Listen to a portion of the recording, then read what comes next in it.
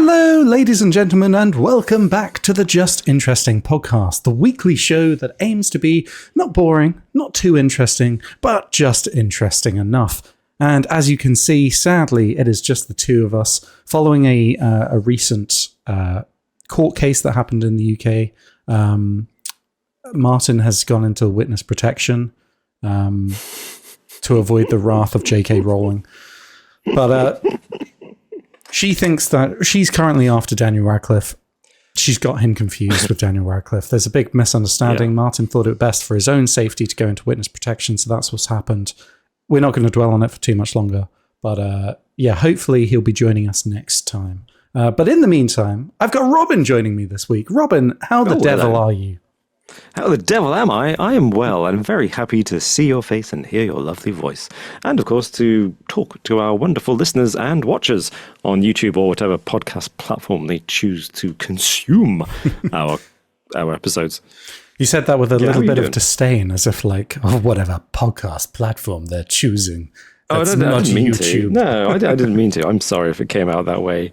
It's been a tiring time, and I'm just out of practice. It's been so long since I saw you. I'm just not used to how to express myself, you know? Yeah, I did say weekly podcast, but don't check the dates. Don't check us on that. Aspirational. Alex, it's aspirational, yeah. How are you doing anyway? I'm good, yeah, not too bad. Bit under the weather the last week or so, but I'm fine now. I'm so sorry. Can't keep me down for long, Robin. But you know what, though? With things being so down sometimes, it's nice to just contemplate getting away from it all, isn't it, Alex? Oh, it is, yeah. And I think I can see where you're going with this, Robin, so please continue. Oh, well, I just thought sometimes it would be so nice to just leave this world behind and get off this stinking planet and look to the stars. But, Robin... and see if there is... What? There's nowhere out there that's habitable, surely. Oh, Alex, that is where you could be wrong. Emphasis on the could, because science has not decided yet. However, today we shall be looking at the places that scientists believe have the best chance of harboring life. Not just being habitable and supporting life for us going there, but might actually already have life on them. Whoa. So in case... Big, deep. In case we're feeling hopeless about the life that we have currently on Earth... in the year 2025, we can take comfort from the fact that there might be life hundreds of light years away on another distant planet. Yes. Yes. Basically, life that might evolve and do better than we've done. Not saying that we're doing bad or anything like that. Yeah, fair enough. You have your views. Yeah. I have mine. This is turning into a bit of a group therapy session already, Robin. Possibly. We must avoid that at all costs.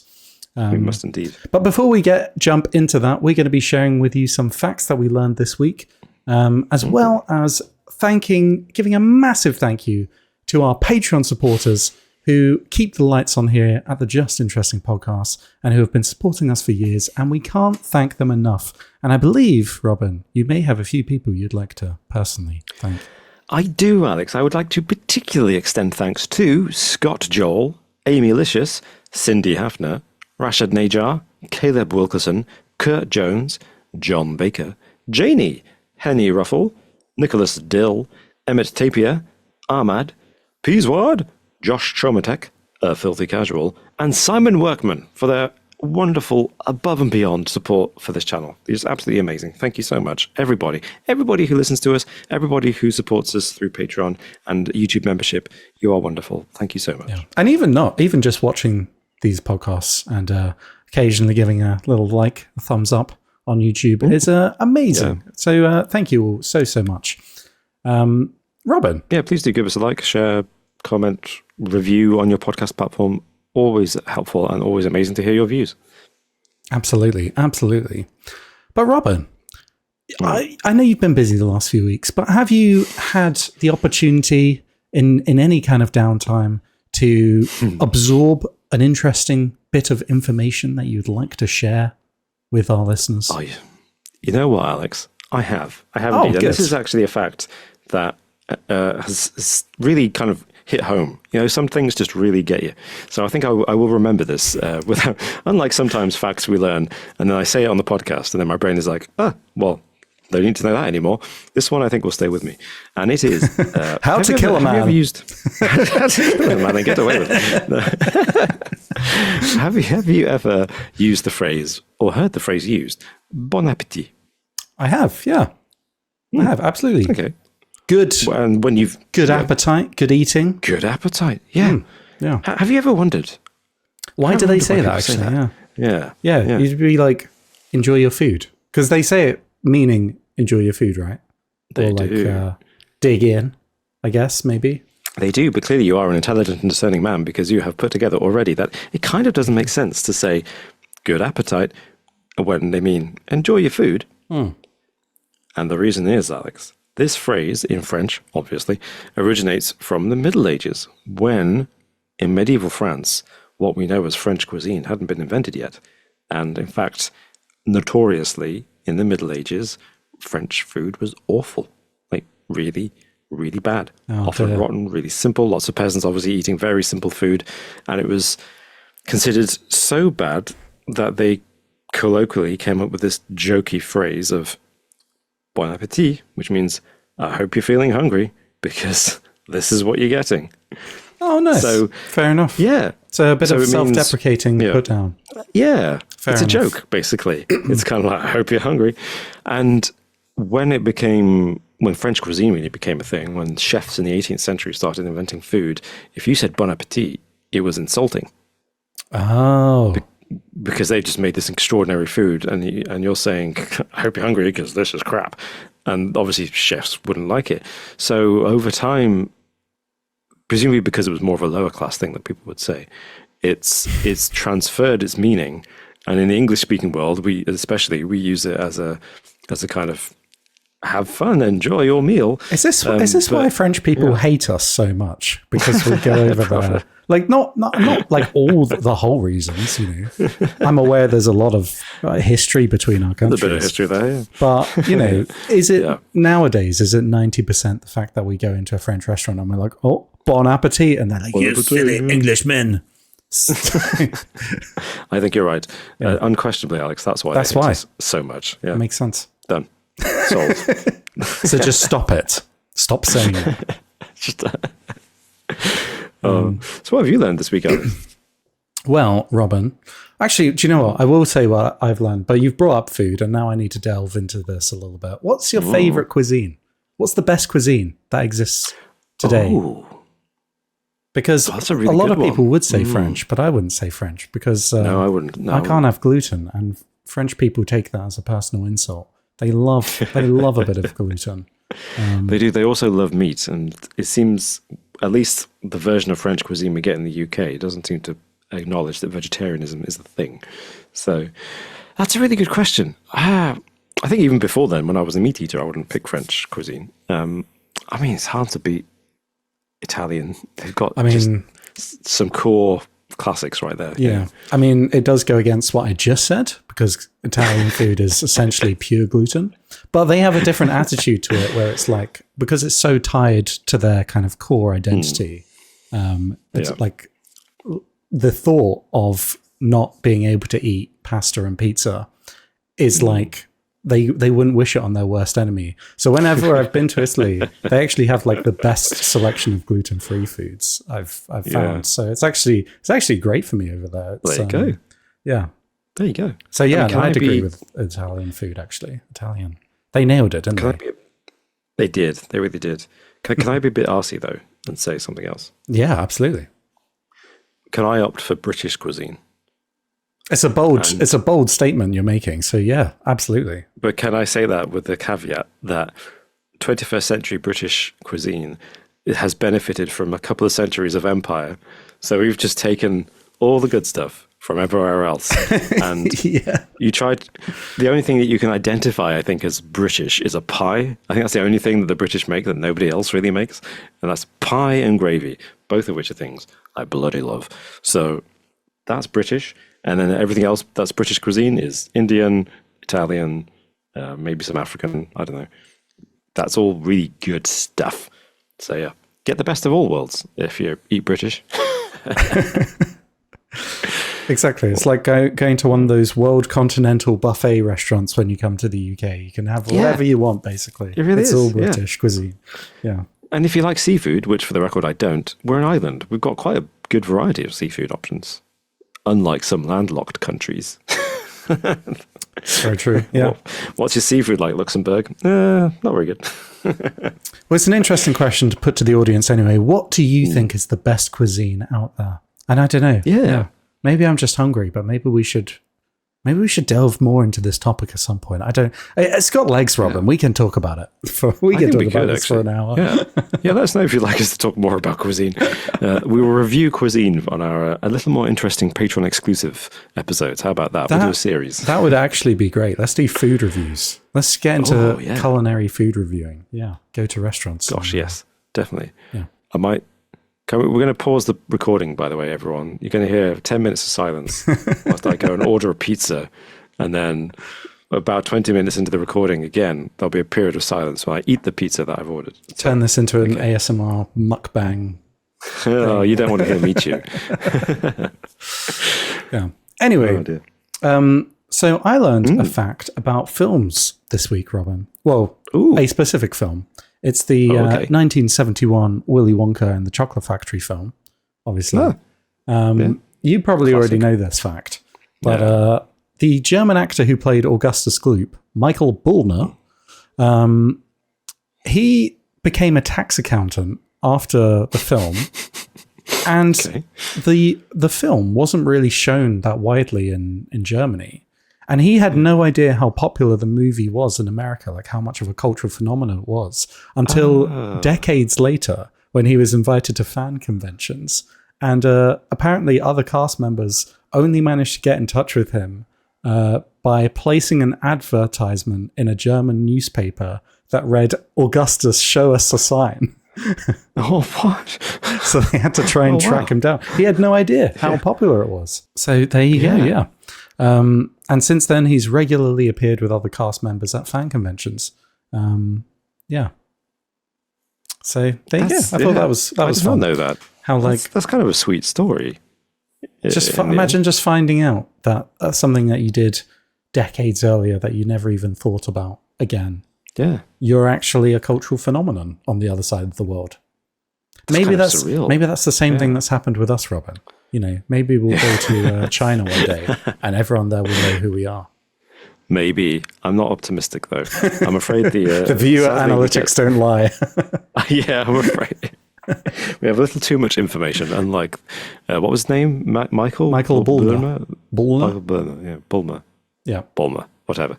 But hopefully that was a nice surprise for him to discover he's actually a star. From the description, it sounds like it was a nice surprise, yeah. Lovely. Very nice. That's a great fact. That's a nice heartwarming fact. I feel like we've been missing those lately. So that's nice. Good. Well, I mean, are you ready to discuss about alien life potentially? Oh, yeah. Should we get into it? Oh, yeah. Nice.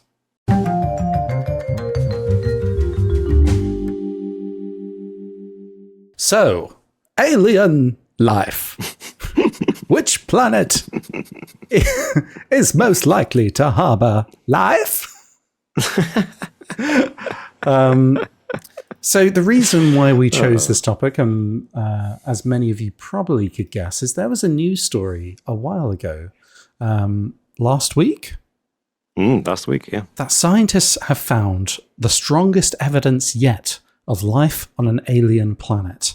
Mm-hmm. And this planet is called K2-18b. It really rolls off the tongue. It does. It sounds a lot like a Star Wars character, doesn't it? C-3PO, yeah. R2-D2, yeah, kind of. Yeah. K2SO from Rogue One, I think, yeah. Oh, you've gone beyond my Star Wars knowledge there. Yeah. So a little bit of info about this planet. It is 8.6 times the mass of Earth, and it is located about 124 light years away. And a light year, for those of you who don't know, is if something's traveling at the speed of light, it takes, a year for it to get that distance, and that is 1 light year away, basically. So it's measured in the speed of light rather than distance. I'm confusing myself here. You get what I mean? It is a measure of distance, but it's expressed in time. Yeah, how long it takes to get there. But essentially, 124 light years away doesn't sound that far. Like, oh, just light years? Yeah, that sounds fine. It's a big distance away. I cannot stress that enough. Big distance, yeah. So this was discovered by scientists using the James Webb Space Telescope. And they're basically looking for chemical fingerprints, little biological signs of life, which is really the only indications that we can get from this far away, obviously, using a telescope. We're not there. We can't take pictures up close of all the plants and all wildlife that are there. But we can spot gases in the atmosphere. And the 2 gases that the scientists were on the lookout for was dimethyl sulfide, or DMS, and dimethyl disulfide. These are generated on Earth by living organisms, these 2 gases, primarily microbial life, such as marine phytoplankton, like algae, basically. So this suggests that this planet may be teeming with microbial life, which is really exciting. Very exciting. I mean, actual signs of life. Yeah. I mean, I guess maybe we'll get into this in a bit later, but I guess I'll just. Why is this exciting, Robin? If this planet is so far away, what do you think? Like, if they actually prove this for definite, this will have a tangible effect on the way that we all live? I think it should. I mean, so just to kind of hammer home what's interesting about this is that they were concentrating on K2-18b because back in 2019, I think the Hubble Space Telescope, which has kind of now been superseded by the James Webb Space Telescope, detected through the same spectral analysis process of analyzing the color that passes through the atmosphere from the star that K2-18b orbits. Because as you know, colors we see are actually is it refracted light? The famous prism, Isaac Newton's shining a light through a prism and Pink it divides Floyd, into the rainbow colors. Yeah, there, Pink Floyd. So that effect happens when light passes through the atmosphere of a planet. So they know the position they know the shades, basically, of colors that different gases and different molecules create when that happens. So Hubble Space Telescope detected moisture, I think specifically water, in the atmosphere of the planet. So that's cool. So they were concentrating on that planet because of that, because water, we know, is the one thing that life needs to exist. Or at least we can only base our search for life outside of this planet on what we know life needs on this planet. And we know that in our solar system, you need water, you need to be in what they call the habitable zone, which is that special distance from your sun where it's not too hot, not too cold. Yeah. And presumably they look for Earth-sized planets or Earth-like planets. And they do have a kind of scale. Like you said, this one, K2-18b is nearly 9 times the size of Earth. Yeah, basically. So there is some room for wiggle here, but they look for planets that aren't like Jupiter gas giants, because obviously life can't exist there. They ignore those. They look for planets that aren't like Mars, which is similar to Earth, but has a very thin atmosphere. They're trying to find something that is in that habitable sphere. And it's interesting to think about, actually, because that on its own is a massive assumption that we are. Yeah. It makes sense that they're making that assumption. There's only one form of life like that we know of. One planet in our solar system that we currently know of harbors life, and that's Earth. So you may as well look for other planets that kind of fit that same kind of mold. But it is an assumption. We don't know. Massive assumption. And that's one of the kind of answers to the Fermi paradox, that like life doesn't exist in ways that we understand it to. But, life could be way more broad than what we attribute it to be. So it's exciting. It's interesting. It is very exciting. And I think particularly this one, because, as we say, dimethyl sulfide and dimethyl disulfide, these are important to note because the other thing that we know about life from Earth is that it's all carbon-based. So these byproducts contain carbon, it's in methane, which fits with what we know about life. And this is particularly exciting, as you said, because we only know it on Earth to really be something that's made by algae. So what they've done is they found farts in the atmosphere of a distant planet. So I think that's pretty exciting because it obviously, particularly with phytoplankton, they're kind of a form of plant life. Obviously, I'm not a biologist. Anyone who's a biologist listening to this, please correct me if I'm wrong. But they are the kind of prototypical forms of life that scientists have often theorized existed first in the oceans on Earth and then eventually evolved into fish, who eventually evolved into land animals, who then eventually became reptiles, mammals, and obviously us ultimately. So it's exciting because it means that not only is there life, microbial life in this case, probably on that planet, and the scientists I think leading the project said they hope to kind of confirm it in just a few weeks or something, like crazily soon. They're going to crunch all the numbers, do the data analysis, and said we can confirm this very soon. So by the end of this year, we should have consensus of scientific confirmation that life exists on another planet, which is just mind-boggling when you think about the implications. Yeah. And this is it. This is to go back to answering your question. Why is this important? It's kind of a shame that there's so much crap going on in the world that this didn't immediately grab headlines, because for donkey's years, we've speculated, as in humanity speculated, scientists, philosophers have speculated about what would happen if we learned about the existence of life on other planets. And we always talk about, it would unify humanity. It would certainly challenge almost every religion on the planet to re-examine itself. And as a result of looking outwards into the space, most of the world's major religions have thought about our place in the universe. And, for example, I can speak about the Church of England, and they've changed the wordings of prayers and hymns sometimes that they sing to talk about, rather than say God's creation is the earth, they talk about God's creation being the planets and the stars. Simple stuff like that, just to kind of expand the thought processes of people who believe in religion, because most religions seem to identify humans as special in some way, which obviously is a form of thinking that probably should discourage. Anyway, so obviously there's big religious implications, big philosophical implications too, such as, and it's interesting at the moment, I think, because of what's happening in the world and who's taking charge, particularly in the West, the kind of people who really don't care about climate change. We often have this perception of being custodians of our planet. And certain people in recent years, naming no names, but their initials begin with E and M, have thought that the solution to our problems was just to get off the planet, right?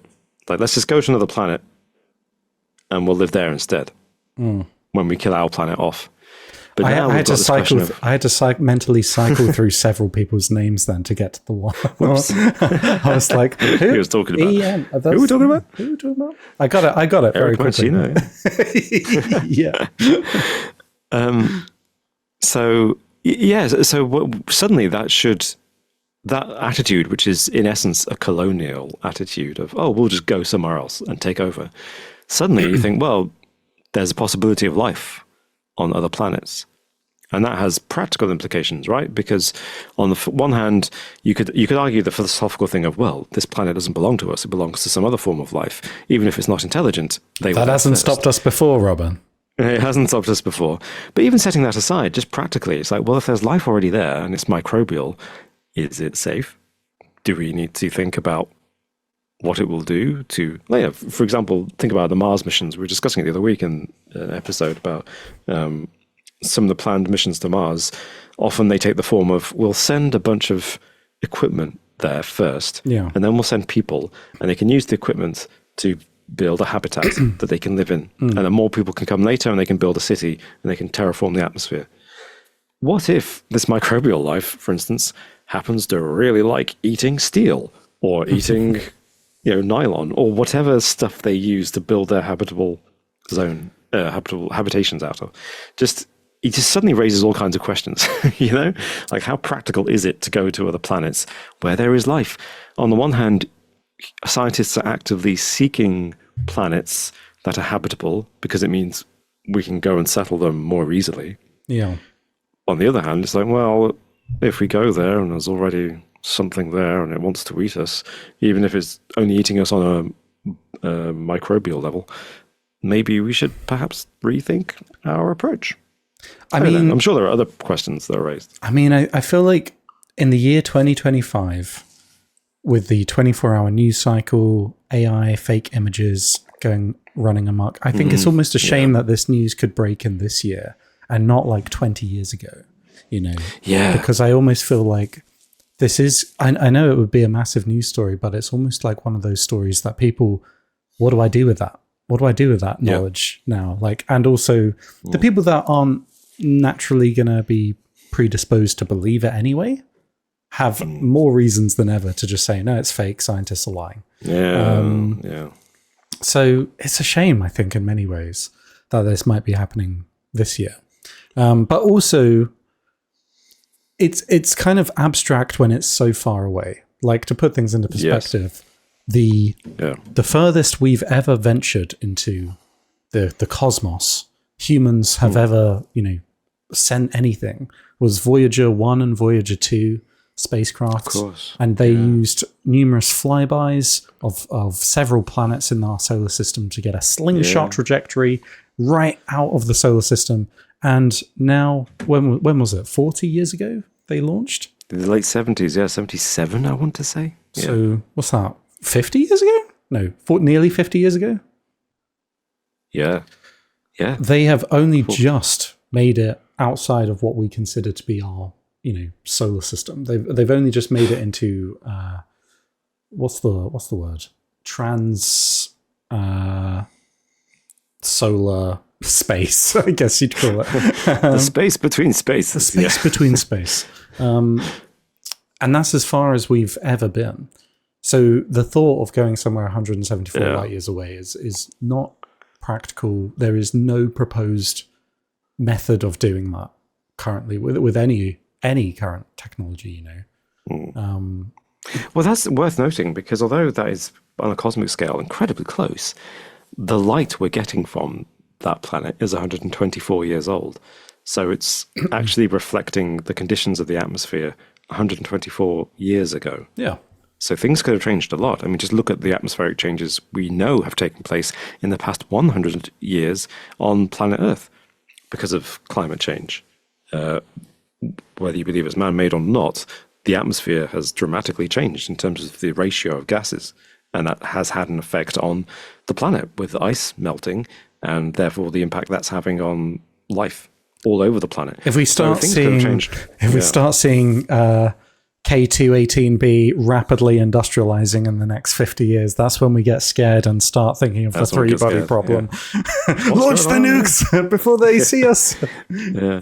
Well, the professor makes an interesting... the professor in charge of the project makes an interesting comment about that.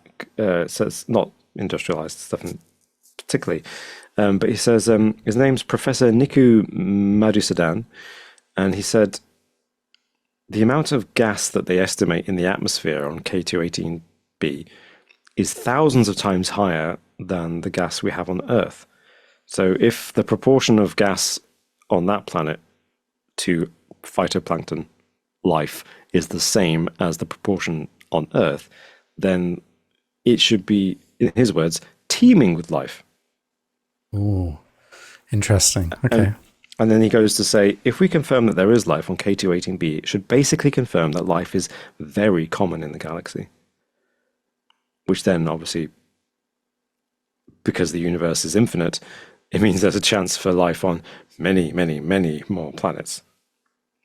And then we go back to the scary kind of Fermi paradox, Drake's equation. Yes. Where are all the intelligent life, if that's the case? Why haven't we been visited? It would seem to My instinct is to say this would kind of lend weight to the solution, and I can't remember the name of it, but you and Martin talked about it, which was to say that we are the most advanced life. That's obviously one solution. There is no other intelligent life out there. We are the intelligent life. Whether We're one of other the early intelligent ones. civilizations have been and gone, they may have existed before us and died out, but currently we are the only ones around. And I feel like this discovery would lend some weight to that theory, because obviously it would say there's loads of life out there, it's just really basic and it's got to evolve. But on the same like token, you could take that the other way and say, if life was so common, like, on the more common end of the spectrum, then surely that makes our seeming uniqueness, even more unbelievable. Yeah. But these are the questions that we will have to answer potentially before the year is out. If this research comes to fruition. But of course, it's not the only planet that they'll be looking at and that they are looking at. And there are a couple of other contenders, which is worth mentioning, that scientists are very optimistic about. One of them is much closer, which is not 124 light years away, but only about 40 light years away, which is TRAPPIST-1e, which is one of 7 Earth-sized planets orbiting the star TRAPPIST-1. So there are 7 Earth-sized planets, which is a massive kind of coup for scientists searching for alien life, because they're looking for Earth-sized planets. Its density, this TRAPPIST-1e that is, its density is similar to Earth, and they've long thought it probably has water on there. Nice. That's a good sign. It's a good sign. This seems like it could be a holiday resort in the future. Let's do it. Yeah, because it's perfectly in the habitable zone. And I think their star is actually quite... TRAPPIST-1, that is very similar to our star. So it's kind of really quite encouraging, because the conditions are just so similar to Earth, it kind of makes sense that life would exist. TRAPPIST-1e also seems very likely that, given its position in the solar system, I think it's not quite in the same position as Earth is relative to its sun, seems highly likely that it could even have a global ocean, like the whole thing is one big ocean, a bit like Camino in Star Wars. Ocean world, yeah. Nice, yeah. Lovely. Water world, whoop, whoop, whoop. And of course, without much water, chances of life are very, very high. There's going to be some scary alien orcas there. But they need to do what they did with K2-18b and just point the James Webb Space Telescope at it at the right time when its sun is shining past it, so that we can analyze the atmosphere. Yeah. I mean, I do wonder if there are any potential, it's sad that we are potentially living in a time where we may be alive to witness, like, humans realizing and discovering that we are not alone in the universe. We may be living in that time, and it may be happening very soon, but we are not in any way, shape or form have the technology or the means to do much about that, really. Although I did like I don't know if this is a new term or if this is something that has been around for a while, but I did like a phrase that was used in by that researcher, Niku Madhusudan. He said, basically described what we're currently, it was like microbial astrobiology is like, and I could see that being a new kind of area of study in the future, like something that you can go and study, like studying different planets, wildlife, that's out there in the universe, unable to do anything about it, but just to kind of speculate about it. But I do hope that if we do find life, that maybe we can find it a little bit closer to home. And there are some promising contenders, not in, light years away, but in our own backyard, Robin, in our own solar system. Ooh. And one of these potential options is Saturn's largest moon, Titan. Oh. Which has been speculated by scientists to potentially hold life. it's interesting. It's an interesting one. It's a weird and wonderful moon that orbits Saturn. It has a thick atmosphere that's denser than Earth's. It has lakes and rivers of liquid methane and ethane, subsurface water ocean beneath an icy crust, and there's rich organic chemistry there as well. So it's kind of, it doesn't have the same kind of microbial life signatures that have been discovered on these distant exoplanets, but there are some kind of some unknown quantities about Titan that we can't, like, underneath this icy crust there could be, complex forms of life that we are unable to detect, and there is an interesting mission that is hopefully going to be taking place in the next few years. There is NASA's Dragonfly mission, which is meant to be launching in 2028 and arrive at Titan in 2032. And this will be sending basically a drone, a rotorcraft, to Titan's surface. And it's expected over the course of its mission to fly at over 175 kilometers, more than all of Mars rovers combined. Analyze materials and organic compounds that could be precursors to life, scoop soil for onboard analysis, and basically search for signs of habitability. So, I mean, that could be really cool as well. Think of, like, we've seen all those kind of HD pictures and stuff from Mars, or, Arizona, if you're believing the conspiracy theories. But I imagine in a few years' time to see the kind of rough and tumble landscapes of the Saturn's moon Titan. That's going to be incredible. And we could be seeing that in under a decade. I think that's so exciting because it feels like I'm growing up, even the really cool stuff like the Voyagers and all the incredible images that they were sending back, still sending them back even as we were growing up at school. That all seemed like distant history, 1972, the last journey to the moon happened. 1977, Voyager launched. We had these exciting early noughties attempts to land rovers on Mars.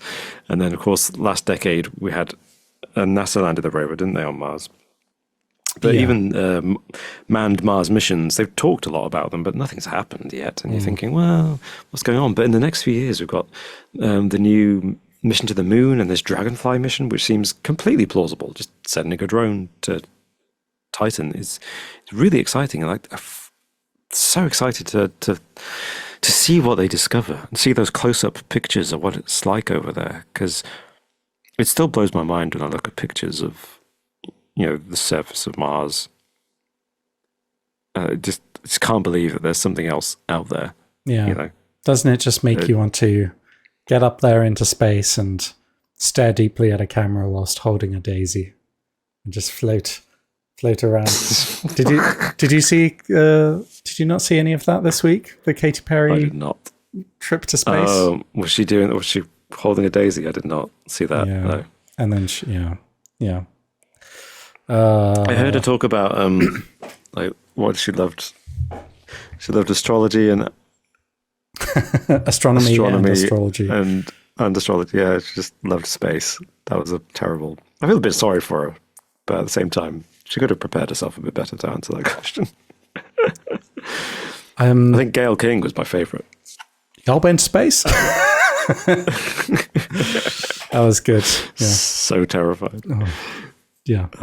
No, we haven't been to space. We are not millionaires or friends with Jeff Bezos. There are many. I think it's worth looking it up, to be honest. There's, I think in particular, there's the Kepler system and the Gliese, I'm going to say, that's how you pronounce it, Gliese system, which have a lot of planets that are very promising for life.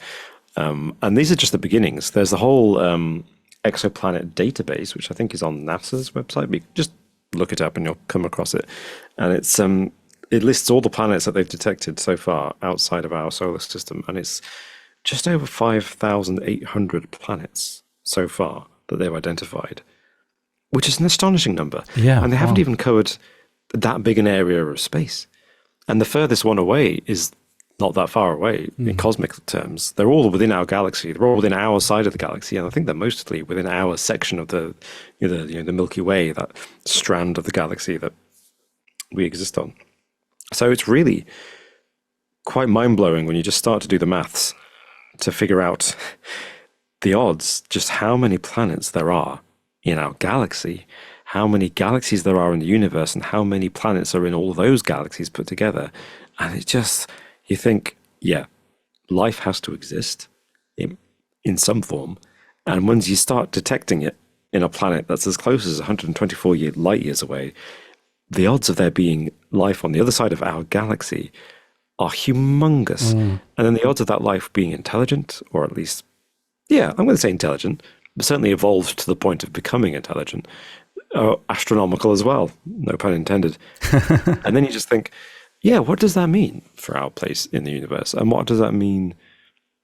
I think that is when you're getting into the kind of potential, like, okay, that's a unifying thing. Like that could bring humanity together when we find intelligent life, another civilization, because then that makes you question a lot about our place in the universe. You know, I think you can explain away, like, if it's just kind of some plants, if it's just some phytoplankton on another planet, I don't think that that's going to have as wide-ranging cultural impacts as, let's say, like discovering complex forms of life and intelligent life. But I mean, yeah, it does boggle the mind still. Yeah, who knows? It really does. I think, I hope that when they confirm this finding a few months from now, I hope it does make headlines, and I really hope it does dominate the news. Yeah, me too.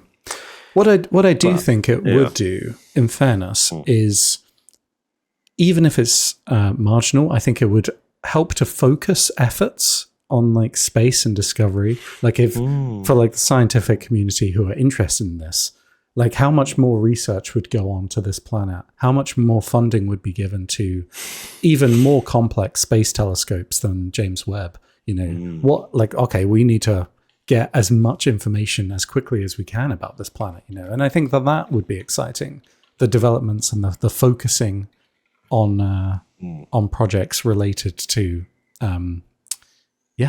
astrobiology. I mean, the operating budget for James Webb Space Telescope is, I think, $127 million, which is huge, but it's important. So you're right, that at least, at the very least, hopefully more resources can be put into this search for life. Which we should, I don't think we mentioned, but we should probably just establish that this is separate from the search for extraterrestrial intelligence. Although we keep talking about intelligent life, SETI, which you've probably heard of, is separate from this, because SETI is more passive. It's more, we're listening for radio signals sent that's more by other listening, civilizations. I guess. Yeah. This is, we're actively hunting for planets that have the conditions and then the signs of life. And they found a sign of life, which is absolutely extraordinary. And it'll be interesting to know if the two ever cross over. Imagine how exciting it would be if after this discovery, SETI says, oh, you know what? We got this peculiar radio signal from K2-18b or whatever, and we just thought it was a pulsar. But now we're wondering, is it something else? We're decoding the transmission. And it says, stop looking at us, we're naked. We see you over there spying on us. Oh dear. That's a funny thought. Just imagine if there are other aliens doing what we're doing and looking for life, and they keep looking at Earth, and it's just like this. We found traces of heavy methane farts in the atmosphere. I'm sure that could possibly be happening, yeah. There is probably a space armada heading over as we speak. My gosh. But yeah, interesting though. Interesting discussion. And let us know what you think. Do you think that we will have confirmation this year that there is life beyond our own planet in the universe? Exciting times. Exciting times. Very exciting. Yeah, let us know what you think in the comments down below. And before we wrap up this episode, Robin, were there any favourite comments that you had from the past few weeks that you wanted to bring up?